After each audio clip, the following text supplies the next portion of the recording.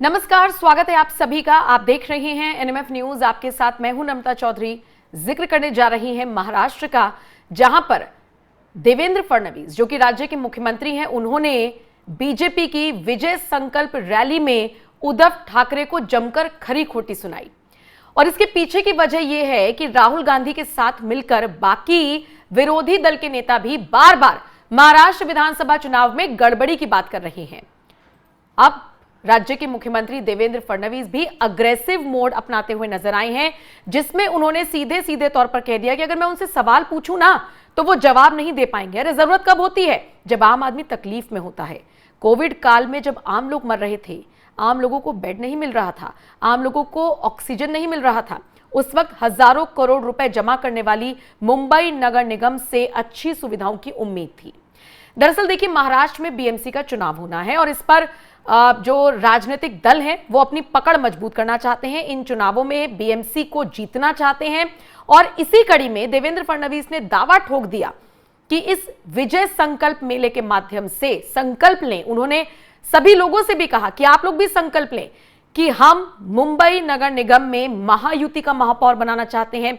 इसलिए नहीं कि मुंबई सोने के अंडे देने वाली मुर्गी है, बल्कि इसलिए कि मुंबई ने इस देश और महाराष्ट्र को महान बनाया है। अब मुंबई को वापस करने का वक्त आ गया है। इसे वापस करने का काम बीजेपी महायुति सरकार के बिना नहीं होगा। जैसे कि मैंने कहा, देखिए, मुंबई नगर निगम में महायुति का महापौर बने, इसके लिए बीजेपी काम कर रही है। और जितने ज्यादा लूप होल्स अब तक देखे गए हैं, कोरोना काल में देखे गए हैं, उन सब का हवाला देवेंद्र फडणवीस देते हुए नजर आए हैं। इसका ठीकरा उन्होंने सीधे सीधे तौर पर उद्धव ठाकरे वाली शिवसेना पर फोड़ा और उन्होंने कहा कि जिस वक्त जरूरत थी उस वक्त तो आपने मदद नहीं की, लेकिन अब हम इस तरीके से आगे बढ़ेंगे ताकि सबकी मदद हो सके, सब अच्छा काम कर सके। और इसी कड़ी में सीएम फडणवीस उद्धव ठाकरे को खरी खोटी सुनाते हुए नजर आए। यानी बीएमसी चुनावों से ठीक पहले अगर उद्धव ठाकरे मुद्दा ढूंढ रहे हैं, राज ठाकरे मुद्दा ढूंढ रहे हैं, अगर ये एक अलग से एक प्रोपेगेंडा चलाया जा रहा है कि जबरदस्ती का मराठी बनाम हिंदी कराओ, तो मुसलमानों को आरक्षण दो, तो ओबीसी को, ये जो महाराष्ट्र में इस वक्त चल रहा है, उन सबको धराशायी करते हुए पहली बार देवेंद्र फडणवीस ने इस तरीके से आक्रामक रुख अख्तियार किया है उद्धव ठाकरे के खिलाफ। मैंने आपको बताया कि उन्होंने कहा कि भाई वो चाहते हैं कि महायुति का महापौर बने, इसके लिए वो जनता से भी संकल्प दिलवाते हुए नजर आए।